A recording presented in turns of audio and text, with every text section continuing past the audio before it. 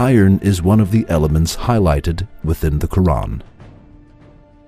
There is even a chapter named Al-Hadid, which means iron. The following is stated in verse 25 of the chapter of Al-Hadid. And we also sent down iron, in which there lies great force, and which has many uses for mankind. The word anzalna, used for the formation of iron in the verse, means we sent down. However, what we know is that the iron is dug out from the underground. In our opinion, we dug out should have been preferred instead of we sent down. However, the situation is not what we think. With the expression we sent down in the verse, a very important scientific miracle is pointed out. It is as follows.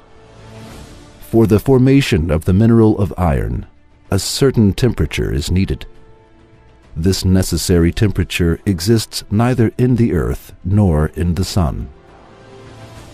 The sun has a surface temperature of 6,000 degrees Celsius and a core temperature of approximately 15 million degrees.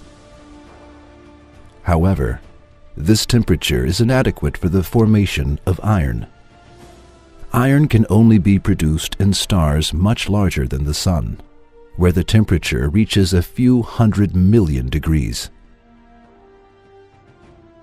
When the amount of iron exceeds a certain level in stars, called a nova or a supernova, the star can no longer accommodate it, and it eventually explodes. These explosions make it possible for iron to be dispersed into space. All astronomic discoveries have put forth that the mineral of iron comes from huge stars from outer space. Not only the iron in the Earth, but also the iron in our solar system is acquired from outer space. For, as we have stated before, the temperature of the sun is not enough for the formation of the iron mineral. What is understood from all above is that the mineral of iron is not formed in the earth, but sent down by being carried away from supernovas.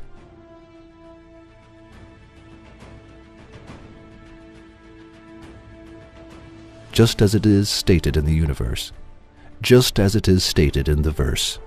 It is not possible for this knowledge to be known in the age when the Quran was revealed, that is, 1400 years ago. Since it is not possible, how can it be explained that this information exists within the Quran? Is there any explanation other than the fact that the Quran is the book of Allah?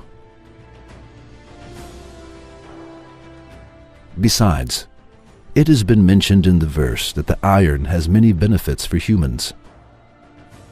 However, people used iron only to make swords at the time when this verse was revealed, and were not aware of the other benefits of iron.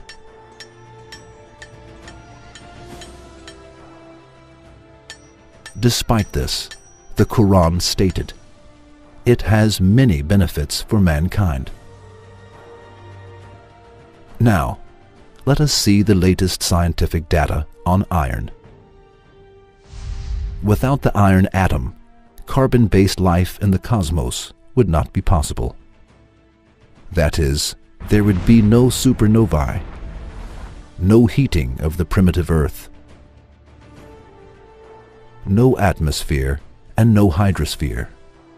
There would be no protective magnetic field, no Van Allen radiation belts, no ozone layer, no metal to make hemoglobin in human blood, no metal to tame the reactivity of oxygen, and no oxidative metabolism.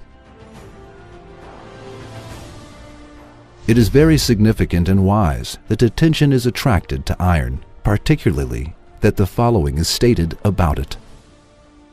Iron in which there lies great force, and which has many uses for mankind. Along with what we have mentioned above, there is one more secret in this verse. It is as follows. The verse that mentions iron is verse 25 of the chapter of Al-Hadid. This verse contains two rather interesting mathematical codes. Al-Hadid is the 57th chapter within the Quran. When the word is uttered with the definite article al, the, as Al-Hadid in Arabic, the sum of the abjad value, numerological value, of its letters is also 57. The numerological value of the word Hadid alone, without the definite article, is 26, and 26 is the atomic number for iron.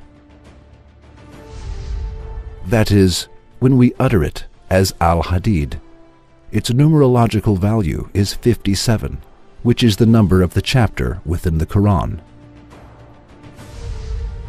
When we utter it as Hadid, its numerological value is 26, which is the atomic number of iron. Now, let us think justly.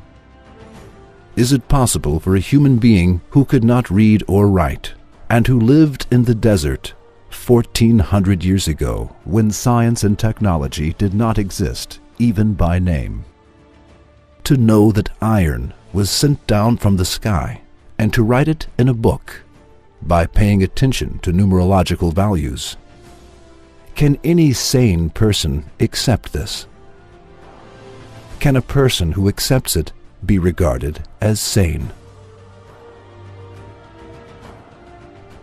In that case, it is nonsense and delusional equal to closing one's eyes to the sun, which illuminates the world, to say that the Quran is the word of a human being.